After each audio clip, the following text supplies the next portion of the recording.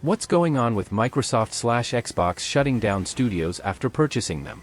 Answer: in 2021 Microsoft purchased ZeniMax Media, the umbrella company that held several prominent game studios such as ID Software, creators of Doom, and Bethesda Game Studios, creators of The Elder Scrolls and current developers of the Fallout franchise, among others. Today they announced the closure of Alpha Dog Studio, mobile-focused developer who made a Doom spin-off that didn't seem super popular, Arcane Austin, developer of 2017's Prey and last year's Redfall, and Tango Gameworks, developers of the Evil Within series and last year's breakout darling Hi-Fi Rush. Microsoft's justification is that they need to streamline their portfolio to deliver more on high-impact franchises/games.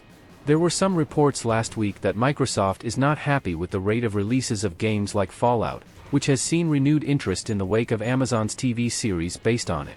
Granted, these studios also suffered from low commercial adoption of their games. While well-reviewed, Prey was not a bestseller. Redfall, on top of being one of the most critically panned games of 2023, also saw its player numbers evaporate when they weren't all that high to begin with.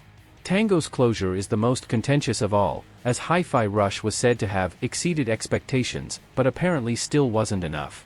This all ties back into a broader issue that Microsoft has had in the past, and that's fostering new IP. Sony and Nintendo have had good results investing in new properties and fostering them into franchises.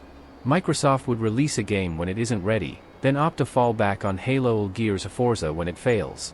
More questions are being raised about their big bet on their Game Pass service, which was touted to allow developers vastly more creative freedom for games that may not hold the most broad commercial appeal, as even with Game Pass games are still written off as flops and the studios punished for trying to break the mold.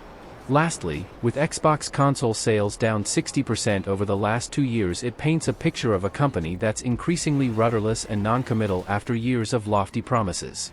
Without hardware growth, it's hard, if not impossible, for them to grow Game Pass at all, as even new subs on PC slow.